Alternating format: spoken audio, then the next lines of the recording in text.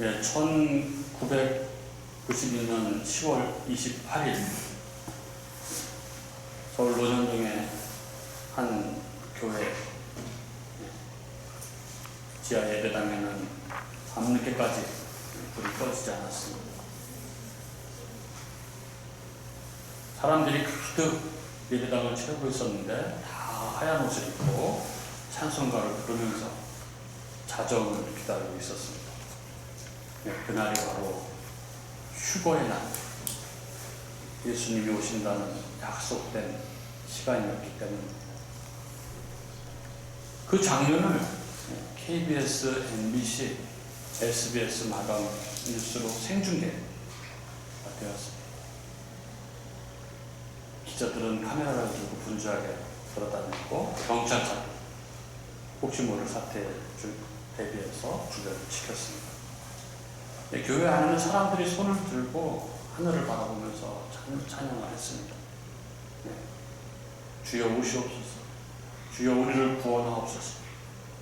그들의 눈에는 기대와 눈물이 섞여 있었습니다. 그리고 자정이 가까워오자 사람들은 한 목소리로 카운트를 하기 시작했습니다. 10, 9, 8, 7. 그리고 자정 정각 중계하던 모든 카메라는 켜져 있었습니다. 하지만 세상은 조용했습니다. 아무 일도 없었던 거죠. 세상은 그대로 있었고 뉴스 앵커는 이렇게 말했습니다. 아무 일도 일어나지 않았습니다. 현장은 정적에 휩싸였고 어떤 이들은 멍하니 하늘을 쳐다보았고 어떤 이들은 또 울었고 어떤 사람은 속았다면서 성경을 막 찢고 집어던지고 어떤 사람은 아직 예루살렘 시간으로는 자정이 아니다 이렇게 외치는 사람도 있었습니다. 그러나 그 이후로도 아무 일은 일어나지 않았습니다. 모든 세상 사람들의 웃음거리가 됐죠. 너무나 유명한 사건이었죠. 다미선교회라고 알려진 단체가 휴거의 주라고 제시한 날이죠. 전국의 다미선교회 170여 개가 넘는 이 교회들이 그날 벌인 이 소동. 이런 류의 신앙이 얼마나 헛되고 허무한지를 잘 보여주었습니다. 성도의 이 하늘을 향한 하늘나라를 소망하는 것 자체는 거룩한 것입니다. 그러나 문제는 그것만을 바라보다가 하나님이 우리를 부르신 이 땅에서의 삶을 멈춰버리는 것이죠. 거기에 모여서 휴거를 기다렸던 그 사람들의 이야기가 다 알려졌지 않습니까? 막 집에서 가출한 사람들이 집을 다 팔고 교회도 다 치고 생업도 포기한 사람, 직장에 사표를 내고 그런 삶은 엉망이었습니다. 성적으로도 다 물러내고. 그러나 이 날을 휴거일로 제시했던 그 이장님 그런 사람, 아주 목사라고 부르기도 너무 진짜 노스트라다무스 예언과 요한계시록의 계시록을 근거로 해서 이날 휴거가 있을 것이라 이렇게 주장을 했다. 이 사람이 지금 10월달에 일어난 일이지만 9월달에 공금 유용으로 헌금을 착복했다는 것이 드러나가지고 교도소에 들어가 있었죠. 근데 이날 혹시 막 그 자해를 하지 않을까봐 교도소에서 아주 집중적으로 감시를 했다고 합니다. 밥도 잘 먹고 자기가 그 자정에 휴거가 일어난다고 얘기했는데 11시쯤 잠이 들었대요. 어이가 없는 오늘 본문에서도 보면 예수님의 제자들은 예수님의 승천을 바라보면서 하늘만 쳐다보고 있었습니다. 그때 천사들이 말했습니다. 갈릴리 사람들아 어찌하여 서서 하늘을 쳐다보는 이 한마디는 2000년 전에 이 제자들뿐만 아니라 지금 우리들에게도 던져지는 질문이 아닐 수 없습니다. 너희는 왜 하늘만 바라보고 서 있는가? 오늘 말씀 안에서 주님의 음성을 듣는 그런 귀한 은혜가 있기를 바랍니다.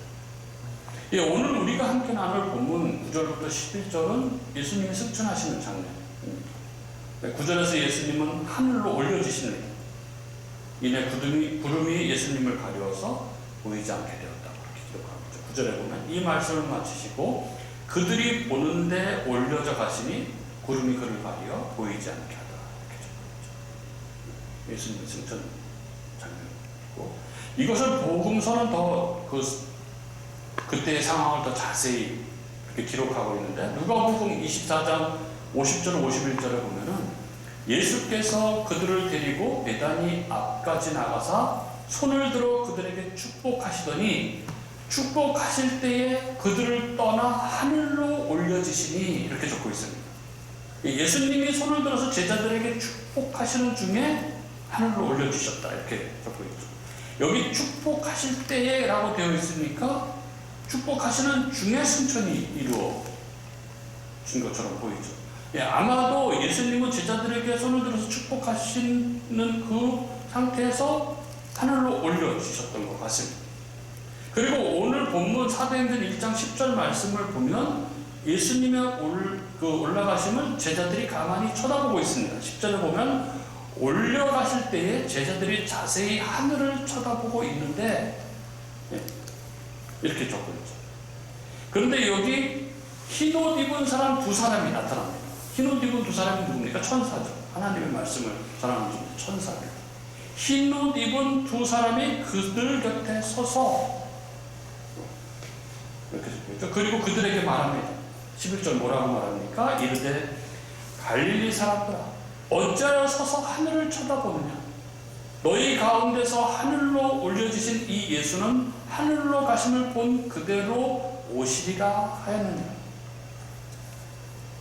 예, 상상이 되시죠? 예수님이 승천하시던 이 장면이. 예, 예수님이 손을 들어서 축복하실 때에 이렇게 축복하시다가 하늘로 올려지십니다. 그리고 이 올려지시는 모습을 제자들이 쳐다보고 있었습니다. 예. 예수님이 하늘로 올려주시더니 보이지 않겠는데 그 하늘을 계속 쳐다보고 있었습니다. 그런데 흰옷 입은 두 사람, 천사가 나타나서 이렇게 말하는 것이죠. 어찌하여 서서 하늘을 쳐다보느냐? 너희 가운데서 하늘로 올려주신 이 예수는 하늘로 가심을 본 그대로 오시리라. 예, 이렇게 말하고 있는 장면입니다. 예, 그런데 여기서 우리는 이 부분, 이 천사들이 말한 부분, 이 부분을 주목할 필요가 있습니다. 어찌하여 서서 하늘을 쳐다보느냐? 이 말이죠. 이것을 헬라어 원어로 그대로 직역을 하면은 왜 계속 서서 하늘을 바라보고 있느냐? 이런 의미입니다. 여기 서서라는 이 히스테미라는 이 헬라어는 서 있는 상태가 계속되는 것을 의미하는 것이죠. 즉 제자들은 단순히 하늘을 한번 쳐다보는 것이 아니라 하늘의 시선을 고정한 채 멈춰 서 있었던 상태였다는 것을 보여주고 있는 것이죠. 따라서 이 표현에는 두 가지 신앙적인 어떤 경고, 어떤 책망이 담겨 있다고 볼 수 있습니다. 첫째는 하늘에는 시선을 빼앗긴 것에 대한 것이고, 둘째는 그 서 있는 상태, 멈춘 상태, 멈춘 신앙에 대한 것입니다. 천사는 이렇게 말하고 있는 셈인 것이죠. 예수께서 하늘로 올라가셨다고 해서 그렇게 너희가 멈춰 서 있어서 되겠느냐 하는 것이죠. 무슨 말입니까? 예, 예수님께서 승천하시기 직전에 제자들에게 뭐라고 명령하셨습니까? 8절에 오직 성령이 너희에게 임하시면 너희가 권능을 받고 예루살렘과 온 유대와 사마리아와 땅끝까지 이르러 내 증인이 되리라 이렇게 말씀하셨죠. 따라서 천사의 이 말은 그들이 예수님이 승천하신 예수님만을 바라보면서 그렇게 하늘만 쳐다보고 있지 말고 그 예수님께서 다시 오실 때까지 너희에게 준행하라고 한 그 사명, 예수님을 증언하는 그 증인으로서의 삶에 매진하라 라는 말씀인 것이죠. 그렇습니다. 우리는 오늘 말씀과 이에 대한 해석을 통해서 여기 지금 중요한 두 사실이 동시에 일어나고 있다는 것을 보게 됩니다. 혹은 충돌하고 있다는 것을 깨닫게 됩니다. 그 둘은 이것이죠. 첫째, 우리가 바라볼 지향점으로서의 하늘. 그리고 둘째는 그러나 우리가 거기에 멈춰서 있어서는 안 되는 하늘입니다. 즉 신자는 하늘을 소망하며 사는 사람들입니다. 이것은 우리의 지향점입니다. 신자는 더 이상 땅에 속한 사람들이 아니죠. 하늘에 속했고 이제 하늘을 소망하며 살아가는 사람들입니다. 그러나 그 반면 신자는 그 지향점이 하늘임에도 불구하고 이 하늘을 바라보면서 사는 것이 우리 삶으로 주어지지 않았다는 것입니다. 우리는 이것을 잊지 말아야 하는 것입니다. 먼저 우리가 바라볼 지향점이 하늘이라는 것은 분명합니다. 사람은 무엇을 바라볼 때 그 사람이 된다 이런 말이 있습니다. 우리는 매일 여러 지향점을 가지고 삽니다. 사람은 그 시선이 향하는 곳으로 성품이 굳어지고 삶의 방향이 정해집니다. 오늘 본문에서 천사가 제자들에게 한 말, 갈릴리 사람들아 어찌하여 서서 하늘을 쳐다보느냐는 말이 내포하고 있듯이 제자들은 예수님께서 승천하신 하늘을 바라보고 있었습니다. 이 하늘을 바라보 이 자체는 성도에게 있어서 복된 행위인 것이죠. 우리의 시민권, 우리의 본향은 하늘에 있습니다. 빌립보서 3장 20절은 우리의 시민권은 하늘에 있으니 이렇게 적고 있죠. 성도는 땅의 시민권만으로 규정하는 사람들이 아닙니다. 우리의 정체성은 하늘 백성으로 규정되는 것이죠. 그래서 이 정체성은 우리의 삶의 우선순위를 설정을 합니다. 땅의 문제가 우리의 우선순위가 아닌 것이죠. 그리고 우리 주님은 하늘에 계시고 언젠가 다시 오실 것입니다. 따라서 하늘을 바라보는 것은 예수님의 재림과 이 완성의 소망을 붙드는 행위인 것이죠. 그래서 골로새서 3장 1절부터 4절에 보면 위의 것을 찾으라 이렇게 말하고 있죠. 따라서 이러한 성경적 진술이 이야기하는 것은 그 결론은 하나죠. 즉 하늘을 바라보는 것은 성도의 정체성과 소망의 표현이고 이건 신앙에 있어서 중요하다는 것입니다. 우리가 어디에서 왔고 어디로 가는지를 모르면 우리가 살면서의 이 결정을 하는데 여러 가지들이 흔들리기 마련이죠. 그러나 하늘을 바라보면 내가 누구인지에 대한 정체성이 확립되게 되죠. 그래서 그 정체성 때문에 우리 죄와 실패 앞에서도 우리는 흔들리지 않게 되는 것입니다. 그렇게 하늘을 바라보는 신앙은 그래서 우리의 사명을 복음을 전파하는 이 사명 그리고 우리의 희생적인 섬김 이런 것에 중요한 동력이 되는 것입니다. 성도는 하늘을 바라보아야 합니다. 하늘을 바라보는 신앙은 우리를 위해서 다스리시는 그 주님의 통치를 신뢰하는 것이고 그 신뢰는 우리의 손과 발을 이 땅에서 움직이게 하는 동력입니다. 그래서 우리는 늘 확인해야 하는 것이죠. 나는 매일 내가 가장 먼저 바라보는 것이 무엇인가를 확인해야 됩니다. 하늘의 것인가, 땅의 것인가, 내 문제인가, 하나님의 일인가. 하늘을 바라보는 그것이 내 일상에 어떤 모든 것들과 어떤 관계를 맺고 있는지, 어떤 우선순위를 맺고 있는지 우리는 늘 체크해야 합니다. 너무나 중요한 것이죠. 하늘을 바라보는 것 자체는.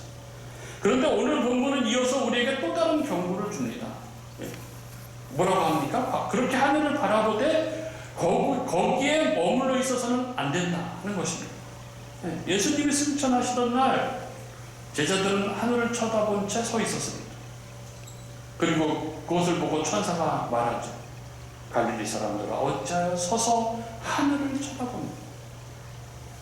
즉 계속해서 그렇게 멈추어 있어서는 안 된다. 그렇게 하늘만 쳐다보고 있어서는 안 된다 하는 것입니다. 왜냐하면 하늘만 쳐다보면 이 땅에서 우리가 감당해야 할 사명, 증인으로서의 삶을 놓칠 수 있게 되기 때문에 그런 것이죠. 이 말씀이 오늘 우리에게 주는 메시지는 분명합니다. 오늘날 우리도 하늘만 바라보며 살아갈 수가 있는 것이죠. 에이, 저희가 뭘 그래요? 우리가 그런 담임 성교처럼 극단적인 종말 논자들다 이렇게 말씀하실지 모르겠어요. 그러나 한번 들어보시기 바랍니다. 이렇게 하늘만 바라보는 신앙의 유형이 어떤 것인지 한번 들어보시기 바랍니다. 이 하늘만 바라보는 신앙을 한 4종류 정도, 4부류 정도로 유형으로 한번 볼 수가 있습니다. 첫째는 뭐냐면 도피형 신앙이라고 할 수 있습니다. 깊은 영적 회피인 것이죠. 이런 사람들의 특징은 어떤 고난과 책임, 갈등 앞에서 영적 이유를 핑계 삼아서 현실을 회피합니다. 천국이 기다리는데 세상 일은 난 그럴 관심 없어. 이렇게 얘기하는 것이죠. 이 세상은 지나갈 것인데 애써 그렇게 이렇게 이야기하는 것입니다. 이런 말 속에는 영적 언어로 포장되어 있는 무책임이 숨어 있습니다. 그래서 가정의 문제를 기도는 하지 이렇게 해서 그 문제를 방치하고, 교회의 문제를 주님이 다 아시는데 이러면서 모른 척하고, 사회적인 불의 앞에서 이 세상은 어차피 멸망할 세상인데 이렇게 외면하는 것입니다.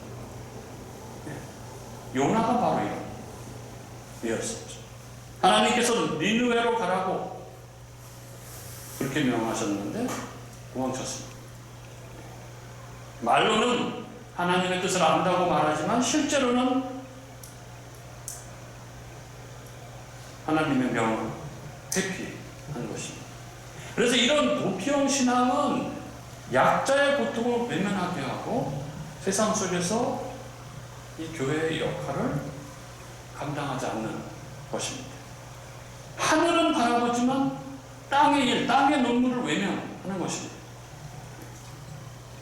그리고 두 번째 유형이 있습니다. 이것은 회피형과는 조금 다른 정지형 신앙이라고 볼 수 있습니다. 다른 말로 하면 영적 마비 상태라고 볼 수 있습니다. 이들의 특징은 하늘 소망을 말하지만 실제로는 아무것도 하지 않는 것이죠. 기도는 하지만 기도를 행동으로 옮기지 않습니다. 언젠가 주님이 하시겠지. 이렇게 멈춰 있는 것이죠. 주님이 알아서 하실 거야. 이러고 마는 것입니다. 그래서 빠짐없이 예배는 드리고 하지만 이웃과의 관계는 여전히 막혀있고, 말씀은 묵상하지만 그 말씀대로 삶에 옮겨지지 않는 것입니다. 용서나 섬김으로 이어지지 않는 것입니다. 기도하면서도 움직이지 않고 제자리에 가만히 있는 것이죠. 변화산에서의 베드로가 그 모습이라고 할 수 있습니다. 그는 예수님의 영광을 보고, 예수님께서 영광스럽게 변한 모습을 보고 그는 외쳤습니다. 주여 여기가 좋사옵니다. 야고보와 요한한테 여기서 충만 셋을 짓고 여기서 살자 이렇게 얘기했죠. 그는 하늘의 영광에 취해서 그 자리에 머물러 있고 싶어 했습니다. 그러나 예수님은 그 영광을 산 아래 귀신 들린 이들이 신음하는 현실의 골짜기로 가지고 내려가시죠. 정지된 신앙은 공허합니다. 기도는 하고 열심히도 하고 하지만 그것이 세상을 비추지 못하고 그냥 자기 안에서 사그러지고 마는 것입니다. 그리고 세 번째 유형은 종말 집착형이죠. 미래주의를 왜곡하는 것입니다. 이런 사람들의 특징은 주님이 곧 오신다는 것에 집중해서 현실의 책임을 잊어버리는 것이죠. 세상이 다 끝나가는데 뭐 굳이 노력할 필요 없어요 하는 것입니다. 그래서 미래에만 몰두하고 현재를 방기합니다. 그래서 직장에서의 어떤 정직함, 성실함, 가정에서의 어떤 역할, 책임, 사회에서의 어떤 정의, 이것보다는 이것들은 제쳐두고 언제 오실까 집착하는 것이죠. 현실의 불의를 외면하면서 주님이 오셔서 다 심판하실 거야, 이렇게 스스로 위안하는 것입니다. 데살로니가 교회의 일부 성도들이 그랬던 것이죠. 재림의 약속을 듣고 주님이 곧 오실 텐데 뭐 일할 필요가 있겠느냐 이렇게 하면서 일을 그만둔 것이죠. 다미성 교회 그 성도들처럼 회사도 관두고.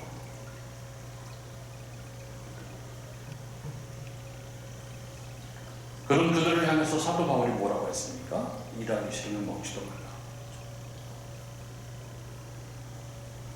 이런 신앙은 아주 기독교를 웃음거리로 만들어버리고 하나님의 이름의 먹칠을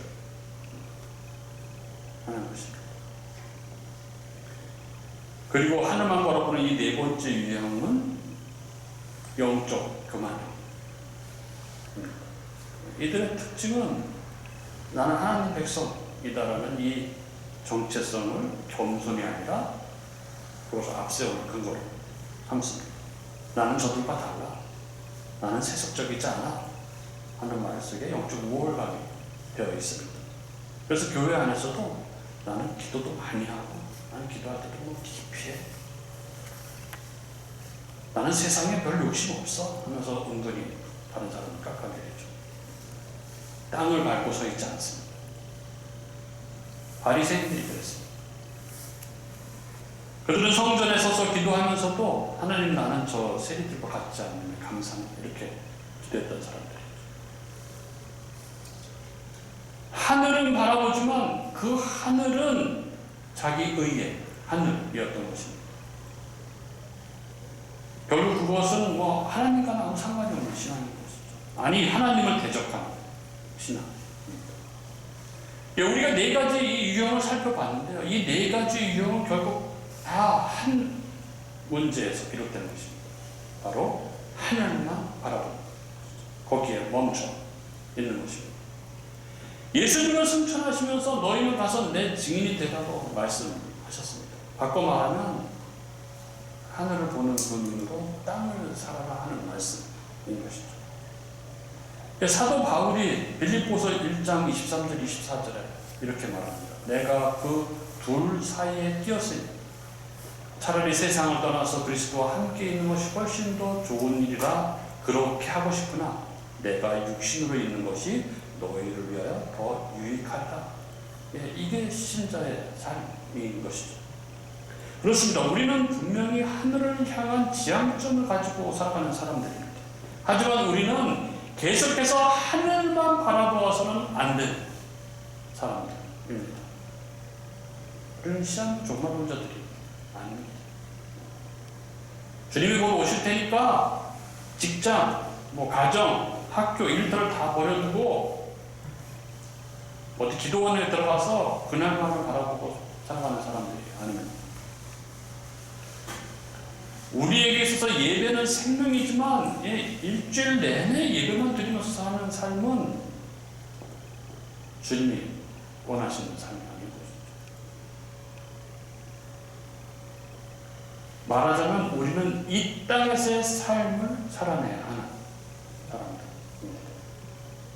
우리 주님께서 승천하시면서 하나님 나라의 증인이 되라고 명하셨고 우리는 그 나라의 확장을 위한 삶을 살아가야 하는 것이죠. 그게 성도가 이 땅을 살아가야 하는 이유입니다.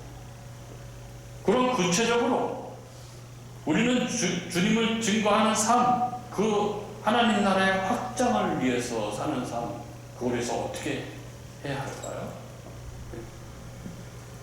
먼저 예수님의 통치를 드러내야 합니다. 하나님 나라는 어떤 단순한 어떤 공간, 장소가 아니라 하나님의 다스림이 임한 곳입니다. 다시 말해서 예수님을 진정한 주님으로 모시고 그분의 뜻에 순종하며 살아가는 삶인 것이죠. 정직을 선택하는 일터의 신앙인으로 살아가는 것입니다. 그리고 용기를 택하는 가정의 일원으로 살아가는 것입니다. 권력보다는 섬김을 택하는 리더가 되는 것입니다. 이런 삶을 통해서 이 세상 가운데 주님의 통치가 드러나는 것이죠. 하나님 나라가 임하게 되는 것입니다.